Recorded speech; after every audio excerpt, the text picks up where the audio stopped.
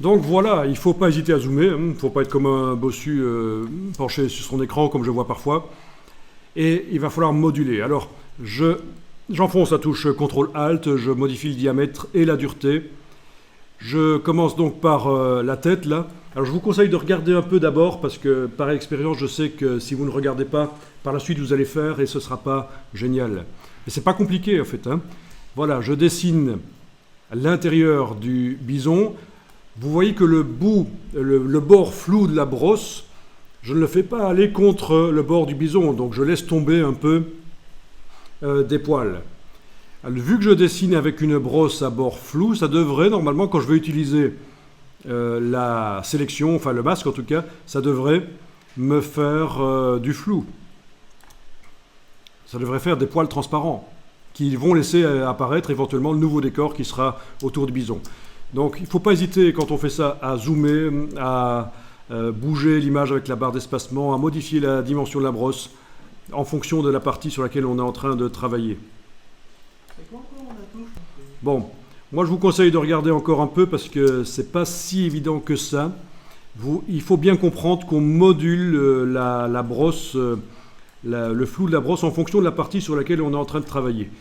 Alors ici, il n'est pas question d'essayer de reproduire tous les petites touffes de poils du bison. Moi, ce qui m'intéresse, c'est qu'on ait l'impression qu'il y a un duvet quoi, pour le bison. Voilà, je peux laisser tomber aussi cette immonde touffe de poils collées ensemble, il n'y a pas de problème. Ici, ce n'est pas un travail de zoologiste, on peut laisser tomber. J'arrive aux parties des jambes, là. Je prends une brosse plus dure et je vais pouvoir donc aller modifier ça, enfin dessiner ça, voilà. N'oubliez pas que si vous dépassez, vous pouvez faire CTRL-Z sur le PC, COMMAND-Z sur le Mac. Vous pouvez aussi enfoncer la touche X et venir dessiner par l'extérieur, c'est pas un problème. Ok, allez-y, vous avez compris le principe, il suffit de faire ça rapidement sur toute la silhouette en laissant le bord de la bestiole dans la zone, elle n'est pas en couleur là, on la colorise pas.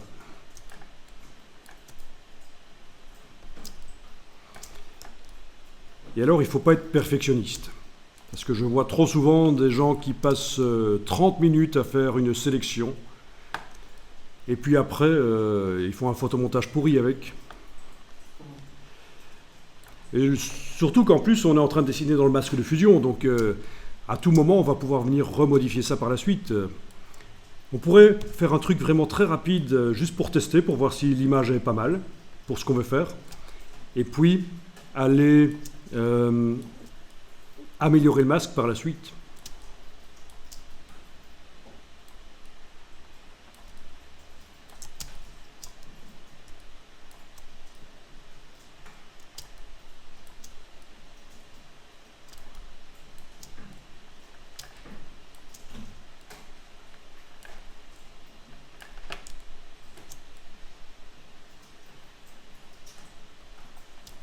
Alors je vous rappelle, pour faire des droites dans Photoshop, pour ceux qui ne s'en souviennent pas, clic, majuscule clic, ça fait des droites.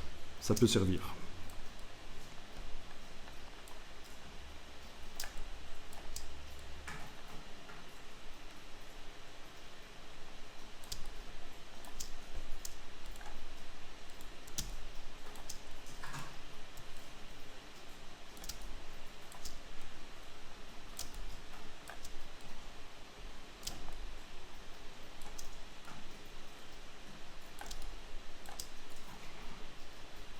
C'est quand même moche. J'espère que ça ne vous fait pas penser à votre belle-mère ou... Ça, c'est encore plus moche. Quoi, de le dire ou la belle-mère? Ça me fait moyen.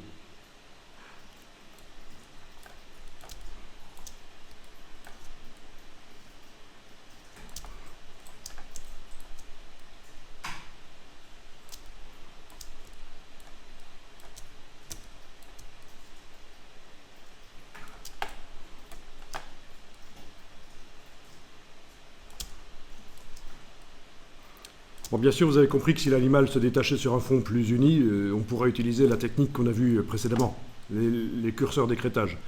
Mais ici, c'est quand même Voilà.